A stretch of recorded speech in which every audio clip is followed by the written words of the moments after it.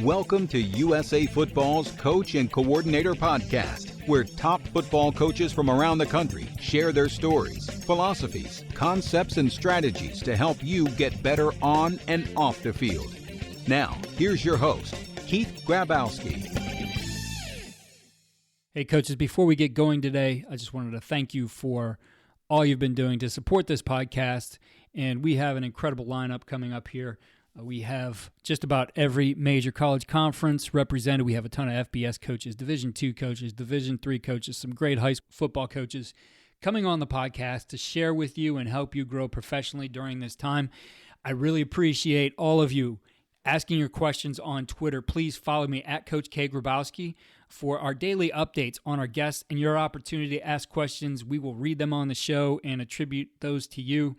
So please contribute to the show as much as you can.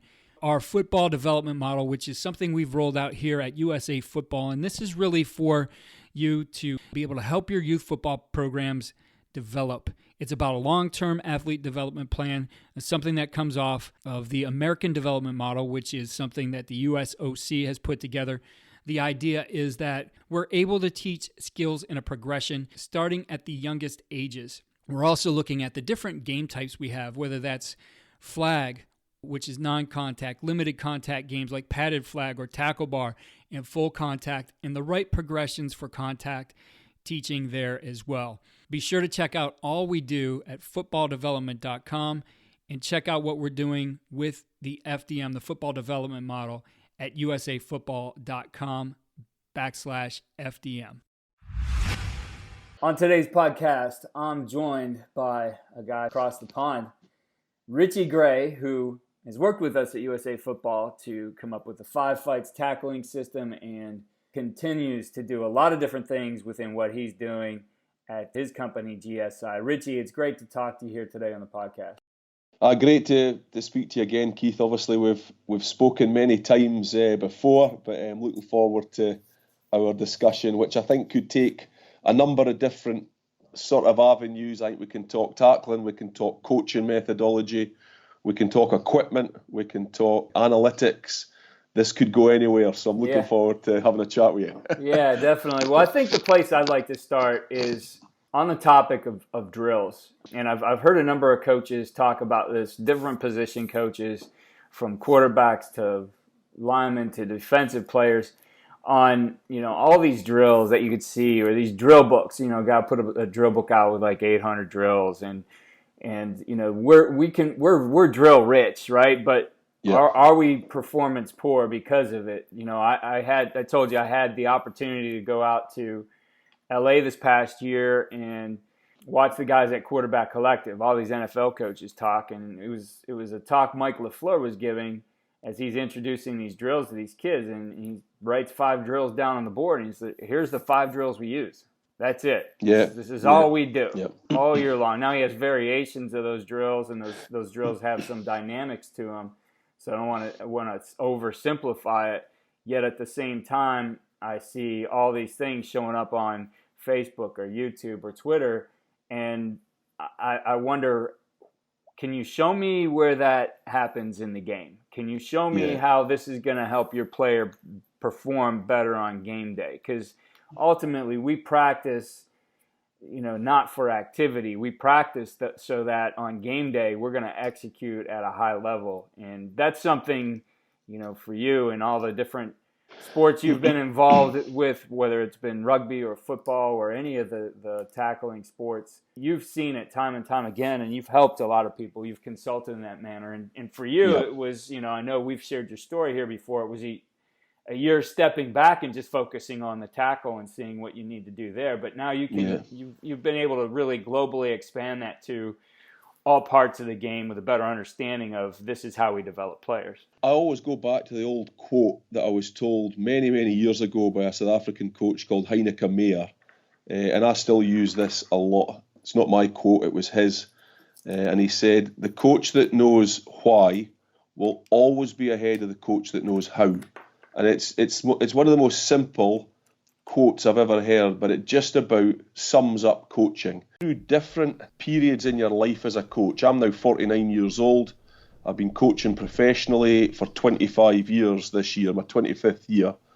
And I was playing and coaching for that first sort of 5 or 6 years.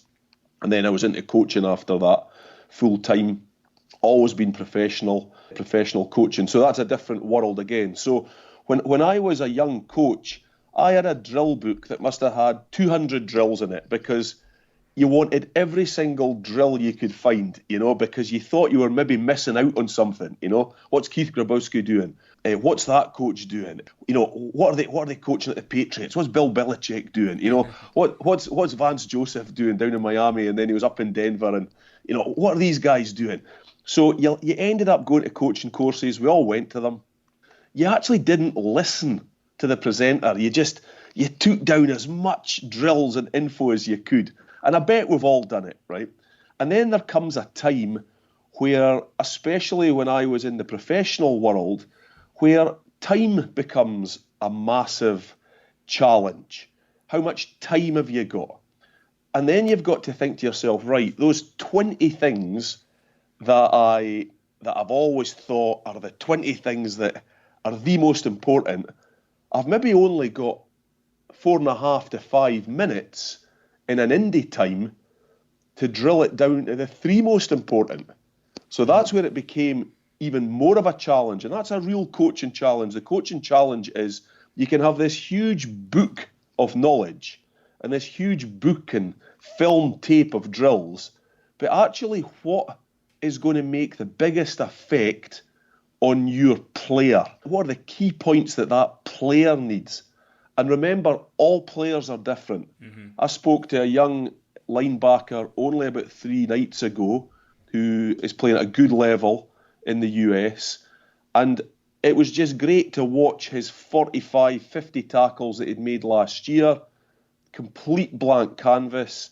And you pretty much build up a picture of his movement, his shape, how he moves across the grass, where his body shape is. You can start to tell about his mentality.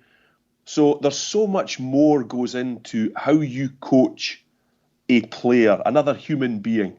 I heard a great quote recently: I don't coach players, I coach people, Yeah. And that's another cracker. It was from an American college coach, I think, that said that. I don't coach players, I coach people. So you have to understand the person as well. There's so much more than just laying out 5 cones, holding a shield and saying, right, go for it. Because a lot of those times, it's more for the coach than it is for the player. The coach walks away thinking, well, there was sweat there was communication, there was action, fantastic. What a great session that was. And then when you go back and look at the drill tape, you think, that was poor. Technique wasn't great. I didn't say the right things. I didn't coach the right things. And then it's all over. And it's 5 minutes that you'll not get back. So you've actually let the player down. So I think a lot of it comes through experience. A lot of it comes through knowledge. But to come back to the how and the why, you must know why you're doing something. I've got this player in front of me. Why am I coaching him the way I'm coaching him? Why am I doing this drill? Is it going to relate to the game? Is it going to relate to players that he's going to have to defend against? How does that running back run? Is he a power runner? Is he coming down the middle? Is he a stepper? Is he a low run? Is he a high run? Is he got real power in that last step? Everything knocks on to how and the why of what you're doing with that player.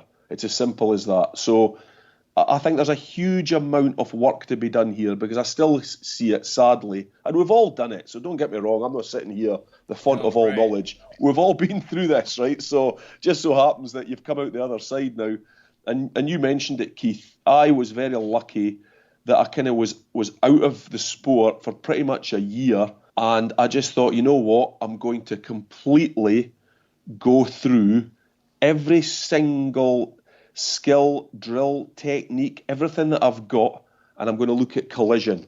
That's what I'm going to look at, especially the tackle. And I'm going to rip it to bits, and I'm going to build it back up again. And that's why I came about the whole 5 fights system and framework. That's where it all came from, because I usually, as a coach, coached the track, I coached the connect. They were the 2 big things, that track and that connect. But there's so much more to it than that. And it wasn't until I genuinely had about a year's worth of time to sit and trawl through thousands of clips of all different players and pretty much reboot myself as a coach and rebuild everything that I felt was important. And I threw all the other things. I never burnt them, but they're always in a file there that I can go back to. But I took out the absolute diamond principles, and that's where I changed again. And to be honest, Keith, it's funny. I'm actually doing the same at the moment because we're all in a very challenging time in our lives, sure. Families across the planet. We're all living in the same way at the moment. So I've thought, right, you know what? This is a time where I'm going to go through my 40 or 50 hard drives that I've collected over the last 10, 15 years. And I've literally this morning ordered a brand new, I think it's got about 20 terabytes on it. This thing's huge. And I'm literally going to sift through every single thing that I've done, and I'm going to catalogue them all, and I'm going to go through the same process as I went through about 12, 13 years ago, and I'm going to put back down to what's the most important. And the funny thing is, I can just about tell you what they're going to be already, because they'll be the most simple things, but it's good to go through the process again. Yeah, that's interesting. And, I told you this before. When I look at what you've done with the 5 fights is something that, and maybe the words won't always necessarily be the same as what they are, but the way you've broken down what happens in any particular play applies to other things. I told you I took it and I applied it to blocking, right? Yep. Everything that's going to happen on the line of scrimmage or in space for the block. So it's a coaching system is what you put together. It's something that struck me as you talked about this and kind of linking together that whole idea of you coach people and then finding, like you said, going through those 40 hard drives you have and finding the simple things, though. My question comes to, how do you develop the most effective coaching cues? Because, that information delivered poorly, that frustrates a player or doesn't the understanding or the bits of knowledge he's going to need to adjust and do things right. That becomes frustrating, and as a coach, maybe is not in tune with those. He might think he's got good coaching cues and says them over and over again. You'll hear a coach, and I've done it before when I was younger, like, oh, well, I've told him 100 times. Well, apparently he's not getting it. And you end up in a situation now that done poorly and not regard to, again, how each of those individuals learn can start to fracture the culture that you have. That this guy who, maybe he started out all gung-ho and now, his buy-in is dwindling because he's not getting it, because he's frustrated. So I think I'd love to hear your thoughts on developing effective coaching cues and how you go about that as you go through and look at everything. And, I know a lot of coaches doing what you're doing right now, evaluating what you've done and trying to figure out where you go next. Okay, so it's a great question, Keith. And I think I changed, I would say I'm trying to think when it would be, maybe about 10, 11 years ago. In 2014, trying to get my dates right, I worked with a sports psychologist called Peter Creer. Excellent person, South African, has worked all over the world. And he told me a thing about SMM, shared mental model. Now, this obviously was new to me. It might be new to a number of coaches that are listening to this, but a shared mental model was pretty much developed for special forces, for more combat zones, where the whole mission would be based on 6 or 8 words. So there were key words that the mission would be based on. So the words could be simple things like ice, could mean something. Focus could mean something. Bullet could mean something. So what I tried to do was go away and try and create the best word that summed up that area. So it could have been, for example, getting up off the ground quickly, which is a big thing in my sport, in rugby union, getting up off the ground. You don't want to be on the grass. You got to be off the grass. So we played around with words. Fire, as in because it's hot, so you're trying to get up off the ground. But actually the best one we came to was bounce, because bounce has just got a great It's got a great ring to it. Bounce, boom. If you see a ball bounce on the ground, what's the first thing it does once it hits the ground? It's back up in the air again. So bounce, and spent hours coming up with words that, especially when a player's fatigued, will absolutely just kick in, and it becomes an action. So that's the first thing. You have a whole vocabulary of words that relate to what you coach. Now, tackling's great for it, you know. There's so many words that relate and can be developed around the whole area of tackle, that whole connection area. You know, the punch, the hit, the target, the hammer. There's a number of words you can use that bring around a real thought process in the player. But the second one, and this was key, is if it didn't then have a meaning for the player, maybe personally or for the team, then the word didn't really gain as much traction. So that's where culture comes in. And I talk about tackle culture. I talk about having a collision culture, a contact culture. So the words have got to fit into the culture. So, for example, in South Africa, when I worked there for 3 or 4 years, a huge amount of the words related to the Big Five, which was the 5 main animals that means so much to the South African hunter, the leopard, you had the lion. So there was words related to those animals and the traits of those animals that we used within the game. Now you're thinking, man, this guy's absolutely crazy, you know, but it works because for those South African players, they just can completely relate to that because they come from a farm, hunting type mentality, the Big Five, in the bush, that sort of thing. I'm at Montpellier at the moment, and we've done similar things in Montpellier. We've taken animals that are historically linked to that area. Also, there's a huge gladiatorial Roman feel to that area. The Romans have got, in Nîmes, you've got one of the most outstanding amphitheatres that's been pretty much preserved. Within that amphitheatre, gladiators used to fight. Gladiators had different fighting styles. They used different weapons. So you can then relate everything back to the culture and the area that the player comes from or the team's associated to. It doesn't even need to be the player. Sometimes it's, this is where our team's from. This is what we mean. This is what we stand for. These are the historical things that have happened in our area.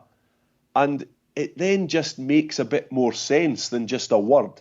So shared mental model, key words that relate to key techniques within the actual tackle technique, for example. Then there's got to be a link into the culture of where you are and what you're all about, you know. And that could be anything, Keith. It could be Hollywood movies. It could be anything to do. It could be world championship boxers, you know. It could be a Hearns move. It could be a Hagler move. It could be a Sugar Ray move. It could anything that relates and just stays in the mind, especially when you're fatigued. And it's the last 5 seconds of the final quarter, and you've got to stop the run. End off. So that's it. Everything's built towards the absolute pinnacle of when you're going to need it the most. I'm glad you brought that up. My thought was, as you're building that mental model, that shared mental model, and you're looking for those words that are going to be the most impactful, that are going to, you know, that when that guy's fatigued and the game's on the line, it's 4th and 1, you know, and you got to stop him, or, you know. And Keith, can I just stop you there, because there's one thing I missed out there. The words don't always come from me. That's what I was going to ask. Do they come from the players? Yeah. So we sit down. Say, for example, say you've got your linebacker room, and you say, right, guys, this is what we're going to be known for this year. We are going to be the most detailed, physical, aggressive, technically and tactically proficient group on the planet. These are the key things that are going to make this up. Okay, within these, we have these traits, technical traits. What are we going to call them? What does it mean to us? Yeah. You know? Yeah. And I've been involved in, we'd have ceremonies to name them. We'd actually have a ceremony, or we would create a drill that it had no name. So we'd say, right, we're going to have to give this drill a name. What are we going to call it? and it would become a really big thing. Like it would be a drill naming ceremony to name it. But the link that it brought and the buy-in was, okay, we're going to go to we're going to call it the blitz drill or the hammer drill or the connection drill, or it could even be named after, say, a player that came at us with a ball and we managed to create a phenomenal tackle on him, stop him on the yardage and knock him back. Say the player was Smith, for example. It becomes a Smith drill. So all of a sudden, everybody remembers the Smith tackle. Remember that tackle. Remember the tackle that Keith did on that player. It's the Smith drill. Right, let's do the Smith drill. And eventually you build up drill banks of what's going to be coming at you at the weekend. And I'm talking football here. So there might be 3 or 4 running backs, or there could be certain players that move in a similar way. So the player that we're up against this weekend actually runs and moves very similar to the player we played against 6 weeks ago. Let's just bring out the Davis drill for this week. So it's just a complete, everything has meaning. There must be a why to everything we do. If you ever think that we're just doing a drill for the sake of it, it's indie period. We've got 9 or 10 minutes to kill. Let's just get through this before we get to the scheme. If we ever do that, please tell me, and I'm walking out the building. You know, so it's got, everything we do must have meaning. So a couple things that are important here that I want to emphasize. And I'll remember on a bigger scale, and just talking about building a culture, talking to Brian Kite, to BK about this whole idea. Yep. A big mistake that coaches make, or even business leaders make, is instead of the guy who's at the top saying, okay, this is how this program is built, here's the things that we need to do, they make it democratic and everybody votes on those things. But you're talking about something distinctly different here. You as the coach have said, here's the 5 things that are so important we need to do. But you brought it to your players and say, guys, what makes this most relatable to you? What is going to help you remember this when, you know, the game's on the line? What's the one word that I can communicate or that the players can communicate? Because they need to own the language. Now, when you're looking at that, because you've talked about how you've done it differently, you know that what you do in South Africa is going to be different than what you do in France. Totally, yeah. Every single club or country, Keith, yes. I never use the same thing. I might maybe use the same, in the background could be the same philosophy, but it will be nowhere near the same, never the same words, never. It just doesn't relate, so you can't do it. That's where the work is. Now, do you recommend that, you know, we've got a lot of coaches, of course, who change jobs, but also, you know, over time, kind of things change, even if we're at the same job, change within the players we're serving. Yep. So I would imagine if you go to a new job, this is a good process to evaluate, you know, what those words are going to mean and what they mean to those kids. But also, how do you evaluate maybe when you need to evolve some of those, because you've been at the same place 15 years and the kids are changing or culture's changed or whatever it might be? Yeah. I think first and foremost, the biggest, and this is a huge thing, and I think it only comes through time and experience and having a massive confidence in what you know and what you've been through, you know? Because when you're a young coach, you might walk about with a chest out. But to be honest, if you've been really honest with yourself, sitting 10, 15, 20 years later, you thought you knew it all then. You don't, right? You still don't know it all now. You're learning every day. So, you know, you've got to be careful there. But the key thing, I always say to coaches is, you know what, coaches? We don't play anymore, right? We don't play anymore. We actually think we know what it's all about, but we don't play the game anymore. We watch it. We wish we could still play. We watch hours of film stuck in offices like this with screens on the wall and analysis everywhere, but we don't play anymore. So the player has to it's the one thing that I've got no control over. The feeling of the game as a player, I don't have. I'm a coach, so I have the feeling of the player as a coach. That's a massive thing. So you have to trust your players, and that only takes time. The next thing is, and you said it, Keith, that when you go from building to building, facility to facility. You move from club to club. It happens now in professional coaching. That's life. There are huge, huge differences wherever you go. Different city, different school, different college, different players. The players that I always look at linebackers because I've always enjoyed coaching linebackers, and I was involved with a linebacker group when I was at Miami. I just like the linebacker group. It just suits me. Very similar to players that I coach in rugby union as well. Same sort of body type, same type of mentality. But if you go from one linebacker group to another, you've got another 8, 10 people in there who are completely different to the room you've just left. So I come back to what I'm saying again. You have to get to know the people within your room, and you've got to do it quickly. And there's numbers of ways you can do that, and there's been a lot written, and a lot sharper people than me, especially psychologists and whatever, have talked about it. But you sometimes can't use the same things every single place you go. I don't even think it's healthy, because as a coach, you'll be found out. Oh yeah, that's Richie Gray. He'll do this with that group. I don't want people ever to know that. I always want people to think, Richie Gray, innovative. I don't know what he's going to do with that group this year, but I guarantee it won't be the same as he did last year, So you've got to keep innovating, and that takes time. And you've got to keep thinking about, how can we move the game forward? How can I be different? How can I get an edge on you? Because that's where our player mentality comes in. I want to beat you as a coach.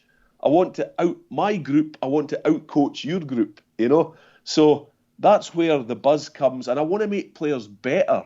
That's the biggest thing for me. I just want to make players better. If I can make that player better, then I'll be sitting at home late on a game night where, happy. I'll be a happy man. Yeah. But I think one system won't fit all when it comes to this. You've got to know your players. You've got to keep innovating. You actually want to lead the game, Keith. You want people to say, have a look and see what they're doing there. Richie Gray's down there. You want to see what they're doing. They're doing something different.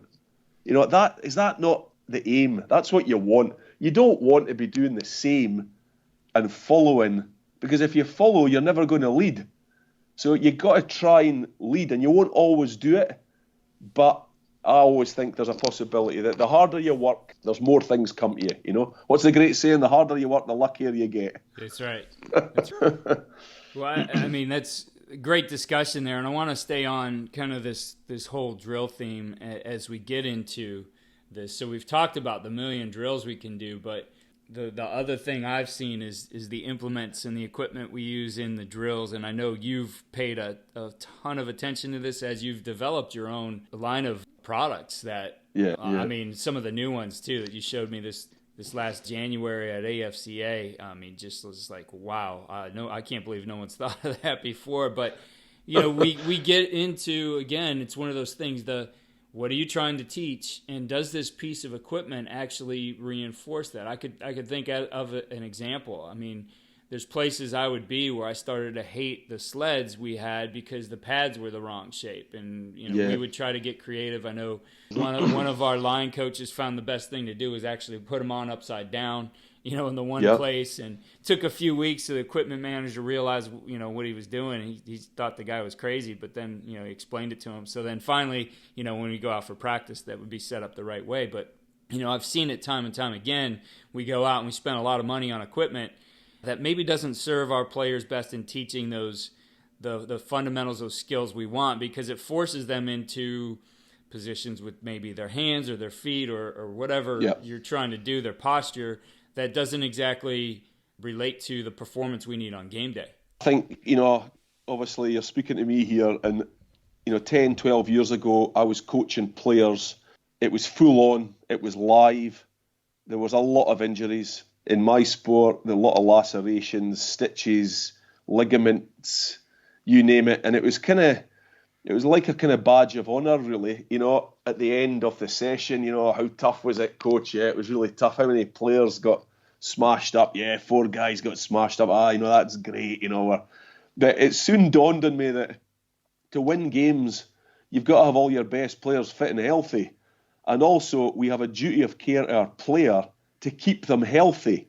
You know, the one thing I always say as a coach is I want to meet my players in 25 years' time when he's kicking a ball about with his son or daughter and he's standing up straight and he's not limping and using a stick, or, you know, that's a massive challenge for the coach. That's how I will be judged in years to come. And I want coaches and players to turn around to me and say, there's Coach Gray. I tell you what, that guy, you know, was A, B, C, but he also always had my health at the very top of the list. And we must have that. So I decided, I don't know why I did it, because it just a bit destroyed me, but I thought I'm going to create, you know, a training aid. And I created one. It's now gone globally. It's a sled for body position in rugby union. But pretty much after that, just the next thing came, and the next thing came, and the next thing came. I've got about 40 products now. So in rugby union, pretty much worldwide, there'll be one of my products on a field pretty much everywhere, and coaches will be using them to make their players better, which is great. And I love that, and I love thinking about that there's a player in Fiji. There's one in New Zealand, one in South Africa, and one in Scotland who is using the same piece of equipment. So that was great. And then when I came across to Miami in 2016, obviously I had that mindset of equipment, and I just saw what was out there. And especially in the tackle area, I just didn't think there was equipment that could bring around the right training effect. You couldn't grip a lot of the bags, very heavy bottomed, so they just didn't move properly. There was no density in them. The foam was too light.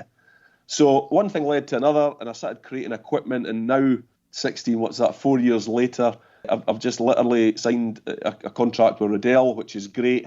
They are going to put all my equipment into football, all my tackle equipment, everything to do with collision. And it's a great tie-in. And I think the great thing is too, you know, Riddell are looking a lot at the head technology, the insight technology in their helmets. There's a huge amount of data that you can take from those findings that are going to help you, one, develop drills, and they're also going to develop training aids. And that's exactly what we've been doing. It's, you know, where are the biggest impacts? Where about on the head are the biggest impacts when we are training in drill-like? So there's a huge amount of work to be done there. And you know, I've got now, there'll be about 20 odd plus products out in the market. Just came about, pretty much launched at the AFCA this year. But it's been a kind of underground thing because my equipment has been filtering into the country over the last 3 or 4 years. And I always laugh on social media when I see one of my bags being used, or the one with the grip points. And we've just created new ones for grappling as well, which, to be honest, really work, you know. I don't want to develop bits of kit. I've always said this. There must be a why to the piece of equipment in front of you. It's not just something that makes you feel good and you can run 10 metres at it. Just about every piece of my equipment, if you don't use it properly, the equipment will win. Yeah. So great to coach on, and coaches can watch their players work on them. The key is the player can actually go and work on their own as well, because if you don't do it properly, then they just know that the piece of equipment will beat them. So no, it's been great, and it's been a great tie-in, and I'm really looking forward to developing it over the next 3, 5, 10 years.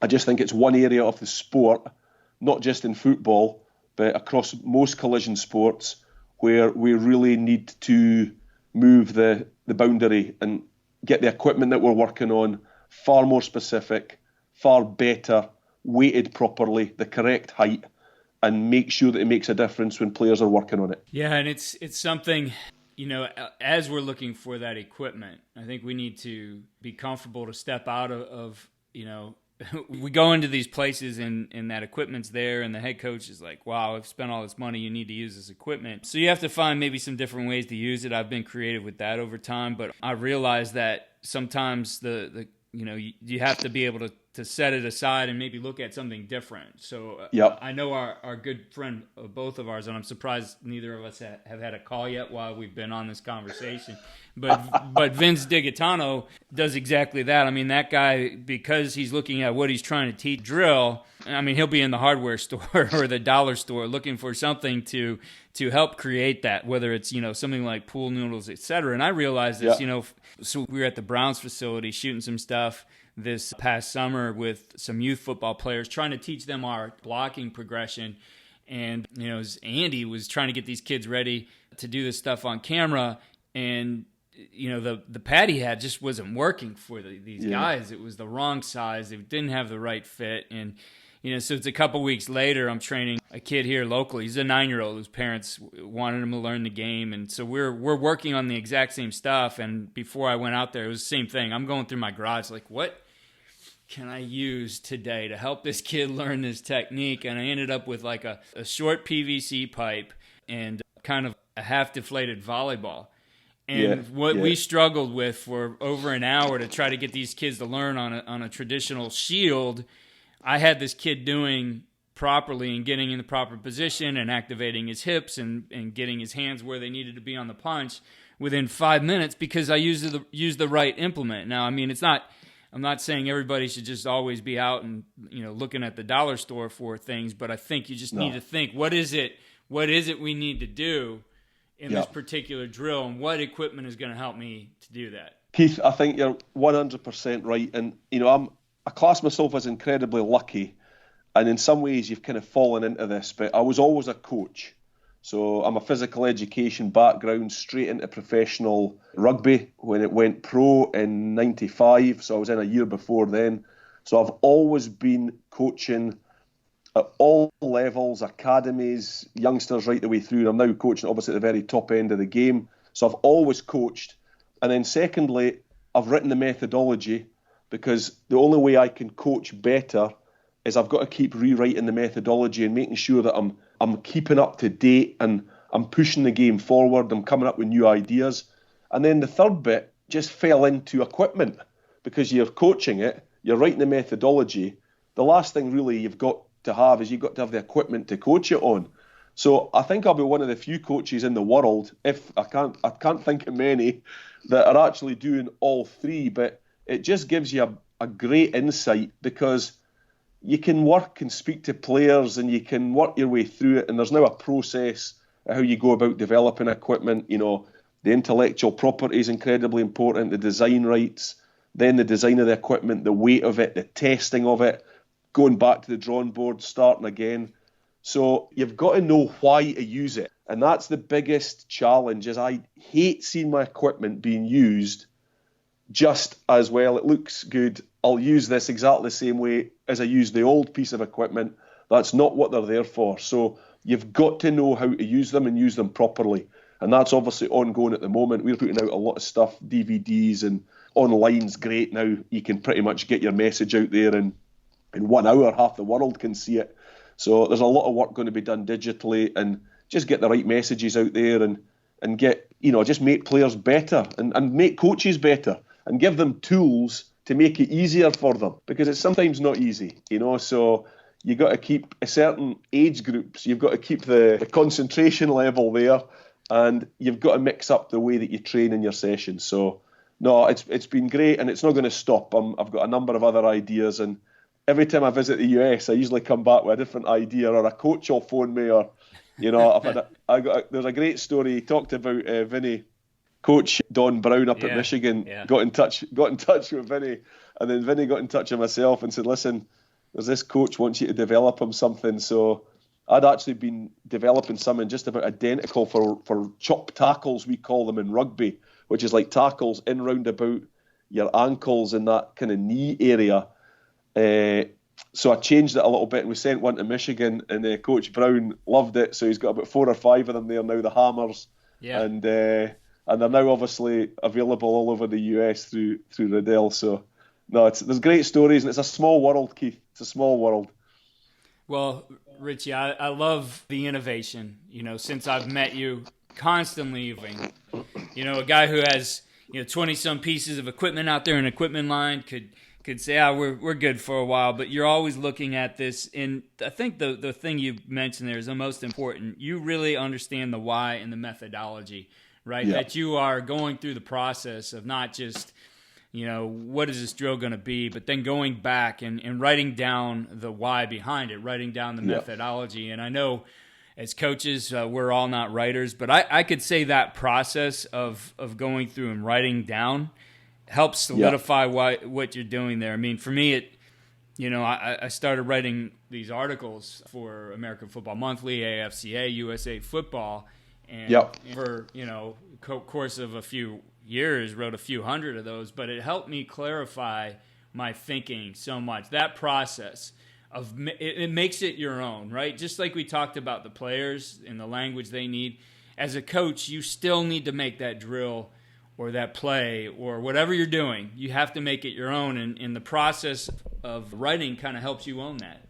Yeah, definitely. Well, my father was a great coach. He coached for many, many years and coached at a high level, in rugby union. So I've always kind of been brought up in this world of coaching. You would sit and listen to him speak to his players on the old telephone, and he would speak to other coaches, and you would sit and he would get a VHS or a Betamax videotape, and he would have them sent from all over the world. They'd be sitting watching these games, and you'd be sitting at his feet, and they'd be pointing things out. But I always remember he said one thing to me. He says, coaching's like riding a horse. He said, you can always loosen the reins, he said, but never ever let them go, And he's talking about you can loosen the reins, you can give your players a huge amount of buy-in, but at the end of the day, you're still the coach and you've got to hold the reins, and you can loosen them off as much as you want, but never ever let them go, And I think it's the same with anything that we do. I think the whole coach-player process has become far, far more connected than it ever was. And I came through the old Style A, Sergeant Major. I've been there. Right? I've done that. Control, yeah, that's it. Style A, we used to call it. Like, that was it. Style A. You will do this. You will do that. And there was hardly any buy-in from the players at all. But we're in a professional world now, and things change, and things will continue to evolve. But the key is, and I go back to what you say, sometimes. And listen, I'm only 49 years old. I consider myself a young coach. I've got many, many years to go yet. But experience, you cannot have any substitute for experience. And why do I make training aids the way they are? Well, it's because I've got 25 years of experience of coaching that actual movement and how I want to see it. And I've seen the good, the bad, and the ugly. So you can't beat that, And you can write and you can read and you can watch as much film as possible. That's just all part of your education, And I sit in an office here. It's in the basement of my house. It's got coaching manuals. It's got books from years ago. Because we're in lockdown at the moment, I looked out all my old VHS video coaching tapes of old coaches that sadly some of them aren't even alive now, and just trawled through little things that they say, a word they might come up with, a phrase that they said, and then you think, you know what? Sport and coaching's like a wheel. You think you've come up with a new idea, but pretty much somebody else will have thought about it somewhere down the line, Yep. They might have never brought it to the front, but we're always thinking about the game the whole time, and I just love the world of collision. I just think it's a phenomenal sport to be involved in, whether it be football, rugby league, hockey, you name it. It's the sport of collision. You just want to make players better. You want to remain in the game, and you just want to be known as an innovator. You're only here once as a coach, so you want to be known as an innovator, and you want to make the game better. Somebody once said to me, you're only a custodian of the game for a certain period of time, and then your time's over. So when you're in there, make a difference. Absolutely. Well, Coach, great messages today, great ideas. I'm excited to share this with our listeners, and I'm going to be like Vinny and start bothering you more. All of you here. I got your Skype now, so it's easy. I started to understand your schedule difference between the 5 hours. My schedule at the moment has not got a lot on the wall, as you can see behind me, because everything's been cancelled. So literally, if you want to speak next week, Keith, I'm quite happy to speak to you. Well, as always, Coach, thank you for taking the time. Before we go, I do want you to share both your information, where coaches connect with you on Twitter, and a little bit about where they can see your equipment line. Yeah, listen, thanks, guys. So, first and foremost, Twitter now, as most of the USA football guys know, I'm not the world's greatest on social media, but you can get in contact with me on Twitter. My link is at Richie Gray GSI, so it's just at capital R, Richie, capital G, Gray, and then GSI. So Richie Gray GSI on Twitter. And then after that, Riddell is obviously where you can go for the equipment now. They are the exclusive suppliers across the US, Canada, South America. So they've been great to deal with as well. A great US football company, you know, with a phenomenal back history and story. And that's pretty much the biggest reason why I was delighted that, you know, GSI Performance, my company, could partner with them, because, you know, when you look back and see what they've done through helmet technology and everything else they've been involved in, and they're really keen to keep pushing the game forward. So a great partnership there, and looking forward to many years of making the game, making players perform better. That's the number one. I sometimes come away from health and safety now. I think if we can make players perform better, that will have a direct knock-on to health and safety. So performance is everything. Absolutely. Well, thanks again, my friend. We'll talk Thanks, soon. Keith. Cheers, mate. Good lad. Coaches, again, I want to remind you of what we're doing with the football development model. Please push this down to your youth coaches. I think this is a great way for you to get some organization and structure beyond what you've already done. Check it out, all of our program development for youth football at fdm.usafootball.com. Again, check out our systems for blocking, tackling, and defeating blocks at footballdevelopment.com. If you register with your email, you get your choice of 3 free videos. There's some great things in there. I think things that as you get going again, you can get into the summer and maybe make up on some things that you might have lost if you had a spring ball, if you had time here in the spring to work on football. Some great drills for all those phases of contact. If you're enjoying the podcast, please head over to iTunes or your platform and give us a 5-star rate. If you have a minute, write a review. We really appreciate it, and we will read your review on our highlight show that we do at the end of the week. Thanks for listening to USA Football's Coach and Coordinator Podcast. For more resources, visit the Coach Performance Center at usafootball.com.